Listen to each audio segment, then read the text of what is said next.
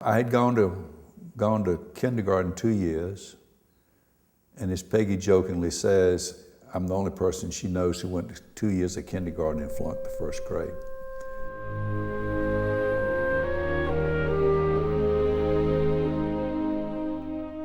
Bear in mind that I had been kind of the star of the family. My mother had suffered from all this loss of money and stuff, and her Bobby was coming along, and I was kind of the person who was going to save the family. You know, I was to a great degree her idol. She loved my brother a lot, but I just felt that pressure of being kind of a special ambassador of the family. At a very young age, well, I got in the first grade and I couldn't read.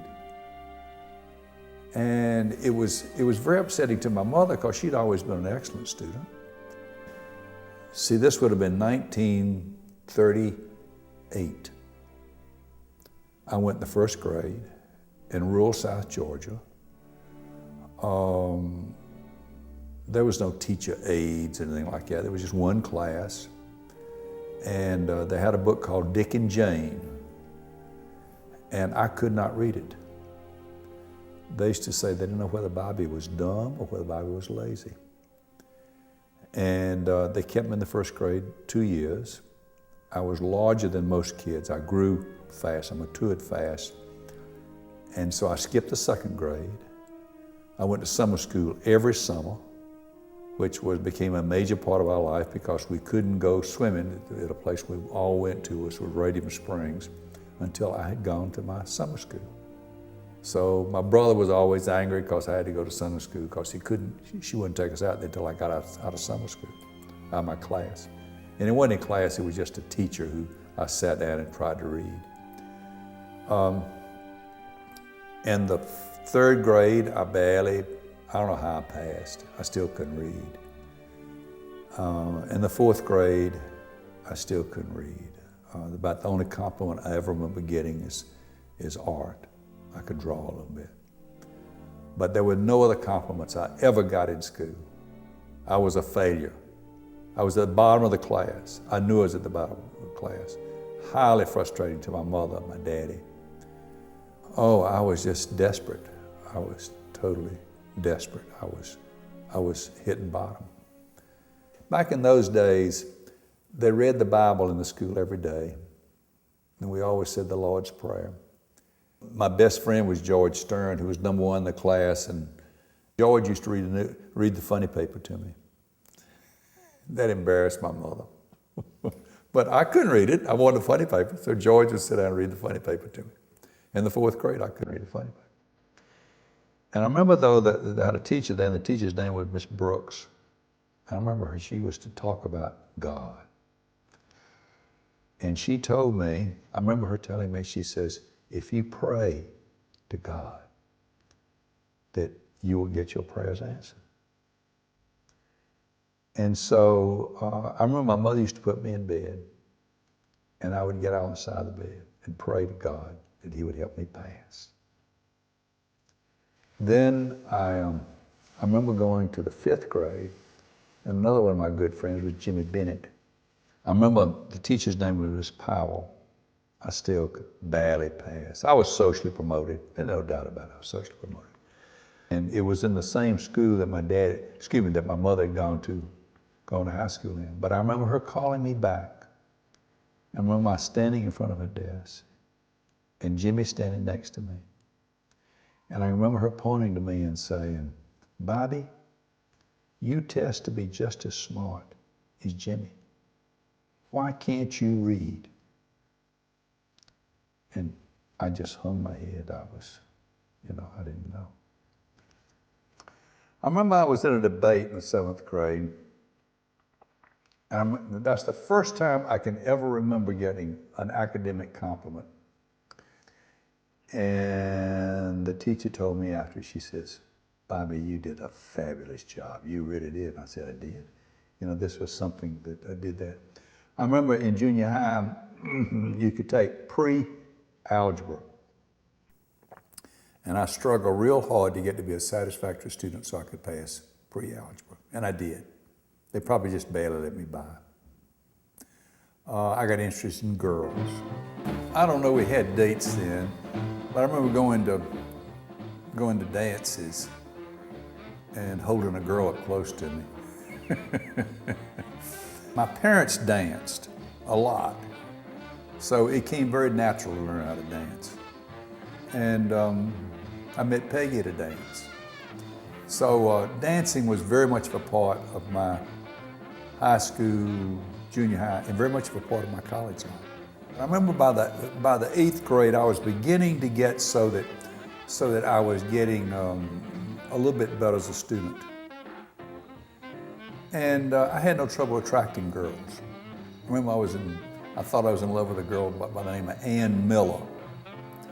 And I talked to her on the telephone, and my little brother used to tease me and listen, like that. But see, I would have been what, around the 8th grade. I was 14 then. I was such a big kid that my daddy insisted on me going out for football. So I didn't really want to. He virtually forced me into going out to football when I was 14. But football became a very predominant part of my life because the next year, when I was in 9th grade, I lettered, and I was an all-state tackle my last year. I was almost exactly the same size. I was much more muscular then. I weighed about 180 pounds, and that was big. Kids just were not big like they are now. During the World War II, you could get a license when you were age 15. And we lived on, so every Sunday we would go out and have dinner, a big dinner, I always say. The kids call me, rather than saying dinner, I would say dinner. Well, I really started driving when I was 14. And, but when I turned 15, they would let me take the car and I'd drive the car all around. It was all dirt roads and there wasn't many cars, so I could just drive anywhere I wanted. So I could not wait to legally get my driver's license when I turned 15. I turned 15 on May the 14th. On May the 1st, they changed it back to 16. So I had to wait another year before, so that was a traumatic period. Because I wanted to be able to, there was this little girl I wanted to be able to date and drive the car, and I couldn't do it. So I couldn't legally drive, and I didn't drive. My dad was very, very picky about you cannot drive on the highway or in town until you turn 16. So when I turned 16, I was working for my daddy. I was driving a pickup truck for my daddy, hauling limestone. And in 1948, I had $50-something. I probably made $5 a day, something like that. So I went down to this used car lot. So I paid $52 for a 1932 Essex. It was called a Super 6, but it only ran on 4 cylinders. The car was only 16 years old at that time. I mean, there were still Model A's around and there was still Model T's around. A lot of those kind of old cars were around. So our school colors were orange and green. So I painted the school colors orange and greens. It was a lot like Happy Days, if you remember seeing the TV program Happy Days. I had a good time in high school. I worked hard. I prayed regularly. I learned how to cheat in English. I had book reports you'd have to do, and I would either talk to someone about the book. They had classic comics. They didn't have Cliff Notes then. I couldn't read the book. I just couldn't. It was too much of a struggle. I remember being introduced to Shakespeare. I couldn't understand it.